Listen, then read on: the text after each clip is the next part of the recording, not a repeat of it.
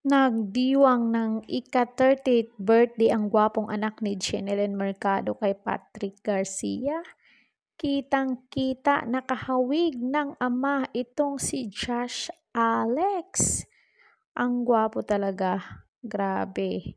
At balang araw, maging magaling din ito siguro na aktor.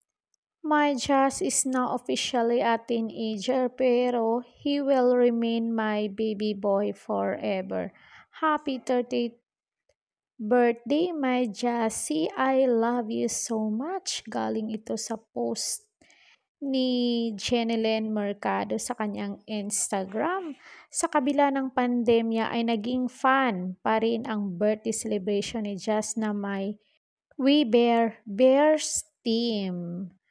Sa mga larawang ina-upload ni Jeneline sa kanyang Instagram account ay makikitang masaya nilang ipinagdiwang ang birthday ni Josh kasama ang boyfriend niyang si Dennis Trillo at ang anak nitong si Calex. Parang magbarkada lang sila, no? Napakabilis ng panahon. So ito na nga, napakabilis nga ng panahon, matatanda ang ipinanganak ni Jeneline si Josh noong August 16, 2008. Ito ay ang parihong taon kung saan naghiwalay si Jeneline at Patrick noon. Ang paghihiwalay nilang ito ay naging usap-usapan dahil maliban sa buntis si Jeneline, nang ito ay mangyari ay napabalita ring hindi sigurado si Patrick na siya ang ama ng ipinagbubuntis ng aktres. So ngayon, kitang-kita na grabe talaga ang hawig kay Patrick, parang carbon copy. Ayon kay Jeneline, noon siya ay nagbubuntis ay hindi man lang naibigay ni Patrick ang mga pangangailangan niya. Ito masakit to. Pagdating ng araw, sumbatan itong si Patrick ng anak. Hindi natin mabiblame yung anak. Ito ang nasabi ni Jeneline noong sa isang panayam ukol sa hiwalayan nila ni Patrick Garcia. Dagdag pa niya, ilang beses niya noong nakiusap kay Patrick para sa ikabubuti ng kanilang anak pero hindi ito nakinig. Grabe no, sakit talaga nito ay. Hindi man nagkabalikan ang dalawa, ay naging maayos ang kanilang relasyon para na rin sa kanilang anak na si Josh. Mula noon, naging maayos na ang relasyon ni Jeneline at Patrick. Oy, maganda to kasi okay na sila. Si Patrick ay nakakabisita sa anak at minsan ay naisasama ito sa mga family gathering nila.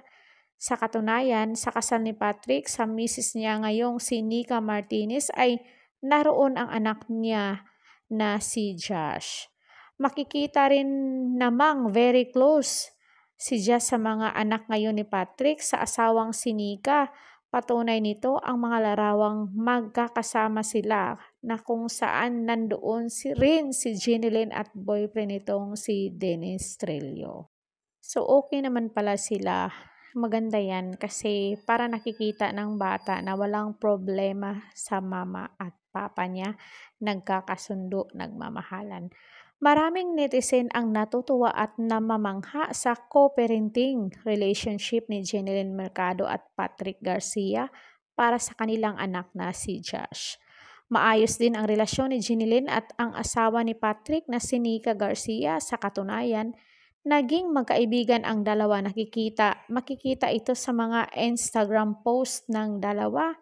May mga pagkakataon din na nakikita ang pamilya ni Patrick Garcia at si Jen kasama si Dennis Trillo para magkaroon ng family bonding. Sa ngayon, pinapalaki ni Jen at Patrick na si Josh sa kanilang co-parenting setup kasama na rin ang kanilang respective partners. Ito yung maganda, walang gulo. Nakikita ng bata kahit wala na yung mama at papa nila.